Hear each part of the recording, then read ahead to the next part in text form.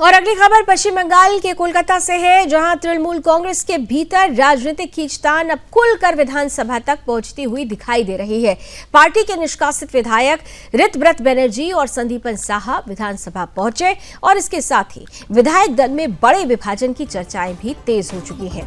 ऋतव्रत बनर्जी के बारे में बताया जा रहा है कि वो विधानसभा अध्यक्ष से मुलाकात कर अपने समर्थन में 59 विधायकों का दावा प्रस्तुत कर सकते हैं। साथ ही विधायक दल के नेता के रूप में नेता प्रतिपक्ष के पद और पार्टी के चुनाव चिन्ह पर भी दावा पेश किए जाने की चर्चा तेज हो चुकी है। विधानसभा में टीएमसी के कुल 80 विधायक बताए गए हैं।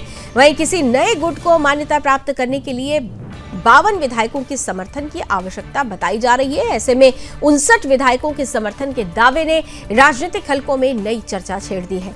टीएमसी से निलंबित नेता रिजू दत्ता ने भी ये दावा किया है कि ऋतव्रत बनर्जी के साथ 59 विधायक हैं। हालांकि इस दावे पर आधिकारिक स्तर पर क्या स्थिति बनती है, इस पर सभी की नजर टिकी हुई है। इस बीच टीएमसी सांसद कल्याण बनर्जी ने भी विधानसभा अध्यक्ष को एक खुला पत्र लिखा है। इस पत्र में उन्होंने शोभनदेव चट्टोपाध्याय को नेता प्रतिपक्ष का दर्जा देने की मांग की है। इसके साथ ही उन्होंने पहले दिए गए विधायक दल के पत्र के आधार पर आशिमा पात्रा और नयना बंदोपाध्याय को डेप्यूटी लीडर ऑफ ऑपोजिशन बनाने का अनुरोध किया है। वहीं फिरहाद हाकिम को चीफ विप के रूप में मान्यता देने की मांग की गई है। अपने पत्र में कल्याण बनर्जी ने कहा कि ऑल इंडिया तृणमूल कांग्रेस ने पश्चिम बंगाल विधानसभा के लिए ये नियुक्तियां की है और विधानसभा की परंपरा के अनुसार इन्हें मान्यता दी जानी चाहिए।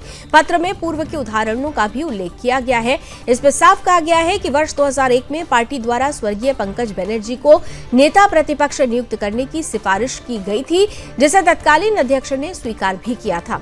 इसी प्रकार वर्ष 2006, 2011, 2016 और 2021 में भी ये प्रक्रिया अपनाई गई थी। वर्ष 2021 में बीजेपी द्वारा शुभेंदु अधिकारी का नाम नेता प्रतिपक्ष के लिए प्रस्तावित किया गया था और उसे भी तत्कालीन विधानसभा अध्यक्ष ने स्वीकार किया था।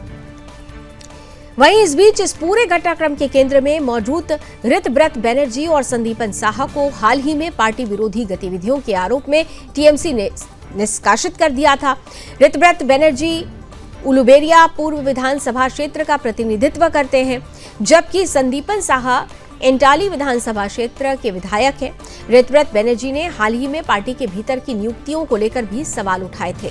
उन्होंने कहा था कि पार्टी ने उन्हें निष्कासित कर दिया है, लेकिन उनके अनुसार वो अब भी टीएमसी के साथ हैं। उन्होंने ये भी कहा कि पश्चिम बंगाल विधानसभा में अभिषेक बनर्जी की कोई भूमिका नहीं है। इस बीच पश्चिम बंगाल की राजनीति में ये घटनाक्रम बेहद महत्वपूर्ण माना जा रहा है, क्योंकि एक ओर विधायक समर्थन के दावे किए जा रहे हैं, वहीं दूसरी ओर विधानसभा के भीतर विभिन्न पदों और मान्यताओं को लेकर अलग अलग दावे सामने आ रहे हैं। अब सभी की नजर विधानसभा अध्यक्ष के अगले निर्णय और विधायक दल की वास्तविक स्थिति पर टिकी हुई है, क्योंकि आने वाले दिनों में यह घटनाक्रम पश्चिम बंगाल की राजनीति को नई दिशा दे सकता है।